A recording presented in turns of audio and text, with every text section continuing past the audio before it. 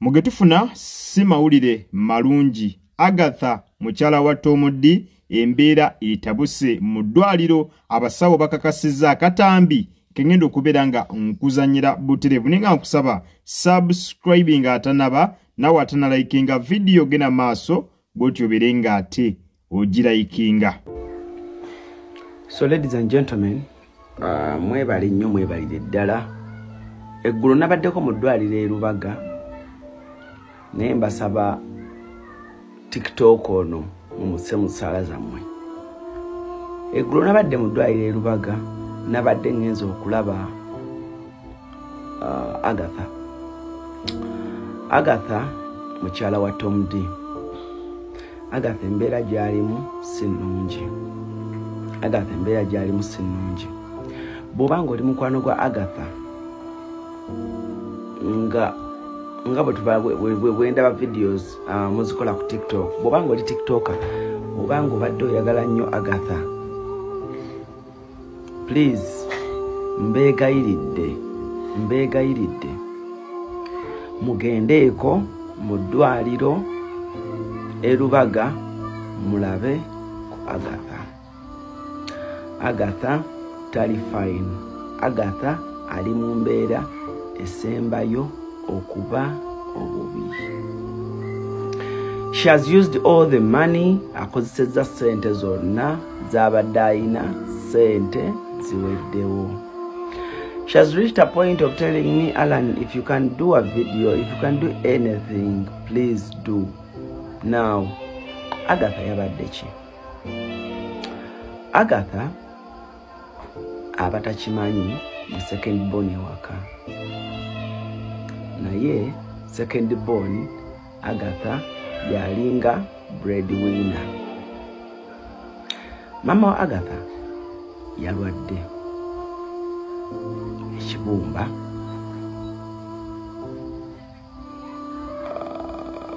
Agatha n'atwala maama ekiruddu. Abaali bagenzeeko ekiruddu mumanye ekibaayo. So Agatha najja maama ekiruddu n'amukuba e Lubaga. Byonna ng'alwana kutaasa bulamu bwa maama. Wenjogerera obudde buno, sente zaamuweddeko, naye amanye e Lubaga ne biru z'e Lubaga tasobola. She's not working. Edduuka lye liggale kubanga maama ye bamubeerako ne kaganda ka kato. She has used all the money, agoinze bankrupt. But ayagala bulamu bwa maama we ku ddangulu. Please, bw'oba olina engeri gy'osobola oyamba Agatha, bw'oba olina engeri gy'osobola okubeererawo Agatha, if they ne bwe ziba 2,000, ne bwe ziba 3,000, ne bwe oba nnusu 1,000, mukubireko omugambe Agatha what happened. Mukubireko, owulira, kubira Agatha ku 0704 88 63 75. Mukubireko osobole okubanga ate. So bw'obanga osobola okubaako n'engeri yonna, ne bwe biba bugambo ssaawa zino abyetaaga, ne bwe biba ssimu ng'emuzzaamu maanyi. She's a young girl, bambi. She's running a life of saving her mother. Mu budde buno. But TikTok abenjawulo mba mwagala musobola okugendako mu ddwaliro. She last called me today morning nga ngamba bagambye mama bamutwala mu emergency bamuteekemu akapiira aliire mu kapiira. But sente tazirina. Mbeegayiridde mikwano gya Agatha abamwagala n'abaagala Land Cruise. Atamumanyi Agatha yoyo omuwala azannya mu skitisi zange nga Kate wa Tom. Bambi, let's help Agatha. Tumubeererewoko. She wants to save her mother. This is what she wants to do for her mother. Bambi, muyambe. She wants to save her mother. Ayagala kutaasa bulamu bwa maama naye obulamu bwa maama bugenda. Buterevu nnyo oyo nno ye mukulu Alan Cruz ategezezza ekyamazima nti ye Agatha mukyala wa Tom D yeetaaga Sarah olwa maama we era nga mwenna abali eyo musaanye okubeera nga mwanatu ate musabira mama Agatha mpozi n'okubeera nga buli omu alina obuyambi bw'asobola okubeera nga awa Agatha okusobola okulaba nga ava mu kizibu ekyo kyalimu osobola okubeera nga obuyambi obwo obumuwa buterevu. Kankwongere n'akatambi subscribing atanaba nawe atanalayikinga video gena maaso bwoti obeere nga ate ogirayikinga. Agatha sente zimuweddeko asiba ku ddwaliro tewali baŋŋanda bajja nnyo okubeerawo buli ajja n'alaba ko bulabi n'agenda talina muntu gw'asobola mulekera naganze kangende ku dduuka nkole ne bw'agenda ku dduuka takola teyeebaka asiba ku ddwaliro. Nkoleredde bw'oba olina ky'osobola okukola kubeera ku Agatha essimu mukubireko andabe wano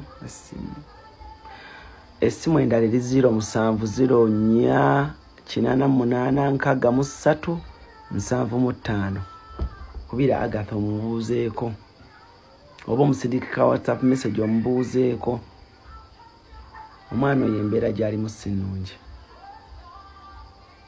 She's going through a very tough time. Ali mu kuyita mu bulamu obubi ddala akaseera akasembayo okuba akabi.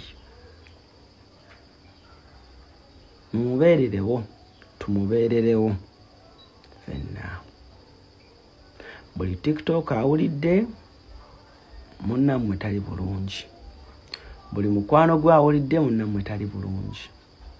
She needs financial help.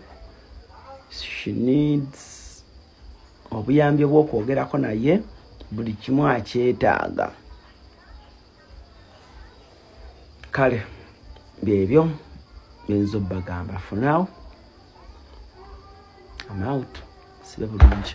Buterevu nnyo embeera y'obwetyo bwekyali saidi zeeyo ye mama Agatha ekyamazima yeetaaga Sarah abeere nga ate mwanatu asuuka mpoziko naawe asobola okubeera nga otuusa ku Agatha obuyambi. Alan Cruz akutegeezezza nti obuyambi wandibadde obumutuusako kubanga bo ku ssaawa eno we twogerera bwetaagisa oluvannyuma lw'okubeera nti ssente mukazi wattu ke yabadde ayinamu konna yakatadde mu maama we mu kubeera nga amujjanjaba kyokka era wakyaliwo obwetaavu bwa ssente okusobola okulaba nga maama ayongerwa okujjanjabwa. Kakati avuddeyo n'abeera nga ategeeza nti buli muntu yenna alina engeri gy'osobola okuyambamu Agatha osobola obeera nga ate omutuukirira n'obeera nga omuyamba. Waliwo Kadaame yatabusaawo ku social media ng'agamba bo tebajja kuyamba muntu atavangayo kwegamba nga bakadaama abajjeemu mu bagenda okuyamba ng'agamba ye tagenda maaso kuna kugenda kubeera nga ayamba omuntu atavangayo wadde kwongere kugatta ddoboozi lye kuli abakadaama tugeze nga bafunye obuzibu kwegamba nga watuukawo ensonga yonna egwa ku bakadaama tavaayo n'abako nakyakolaki nakyajogerako mu ngeri y'obba defending oba balwanirira. So ye n'agamba fe Agatha tatusuubira okubeera nga ate mwana tusonde. Eyo nno yabadde ndowooza y'oyo naye nga gwe wenna osobola okubeera nga ate mwana Agatha omuyamba mu ngeri yo ne bamu contributingira. Omanye ensi eno nnene buli omu waabaako n'akatono kaavaamu n'abeera nga akaweereza kati omukyalo oyo Agatha ogenda okukomekereza ng'ekizibu kyalimu akoze eki akivuunuse olw'abantu nga be bamuyambye. So abantu bangi bavuddeyo abamu era nga bali willing okubeera nga ate mwana bamuyamba. Ba TikToker twabalabyeko olunaku olw'eggulo basobodde okubeera nga batuukako mu ddwaliro okusobola okulaba ku Agatha balabe ne maama we embeera gy'alimu. Neera okusinziira ku bigambo by'aba TikToker bagamba nti ekyamazima ekiri eri kikabuka maama ye yeetaaga Sarah nga kwogase n'akasente asobole okugenda mu maaso n'okubeera nga ate mwanattu afuna obujjanjabi bwonna obwetaagisa. Wano ku Jika Media tusaba Katonda ayongere okubeera nga ate mwanattu asuusa maama wa Agatha. Sinziira ku Alan Cruz nga bw'omuwulidde ategeezezza nti maama wa Agatha obulwadde obumusumbuwa bwa kibumba. Ekibumba kyalwala era nga bali mu kubeera nga abasawo bali mu kumujjanjaba. Naye sofa mu getufuna baspendinga millions almost 2 buli lunaku okusobola okubeera nga bajjanjaba maama. Kakati sente ezo nyingi era nabo nga Agatha zatuuse ne zimuggwako. Ate ng'owulidde nti ye breadwinner mu famire, kitegeeza mu famire yalinamu ku ki? Yalinamu ku sente yasobola okubeera nga abamalira ebizibu ebimu. Kati naye akasente kamuweddeko era kwe kubeera nga addukira mu bantu buli alina kyasobola okubeera nga akola. Omuntu kasita addukira ku social media omanyirawo nti embeera ebeera egaanye era nga yeetaaga abantu abalala babeere nga bakola ki? Babeere nga bamukwatirako. Embeera yo bwetyo bweri sayidi zeeyo. Kyokka waliwo n'ebigambibwa nti omukyalo ono Agatha mukyala wa Tom D yandiba nga ali lubuto.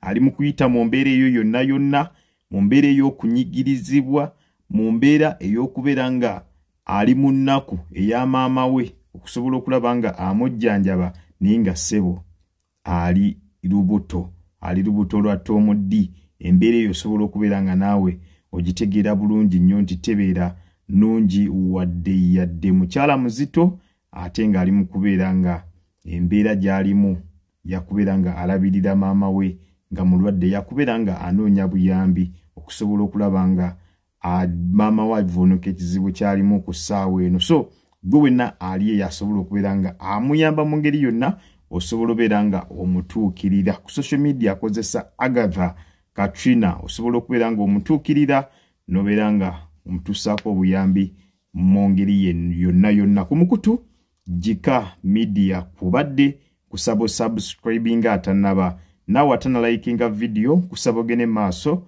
bw'otyo obeere nga ate ogiraikinga. Subscribing atanaba nawe atanalikinga video giraikinge ku ssaawa eno yennyini. Yitira mu comment section obeere nga butereevu onteramu endowooza yo. Gwe wenna alina ekirowoozo osobola obeera nga okiisa butereevu wansi awo mu comment section. Naawe alina kyagala okubeera nga otuwabulamu kiise wansi awo mu comment section. Genda mu comment section ng'olina kyagala okubeera nga otuwabulamu ku guno omukutu ogwa Jika Media. Kiisaawo mu comment section, endowooza yo gisaawo mu comment section, tubeere nga tuwuliziganya nga twogerezeganya ekintu tubeere nga tukikwasaganya malidaadi sana. Ku mukutu Jika Media kubadde munzikirize mberekereze akuume atakuumira mpeera mweraba.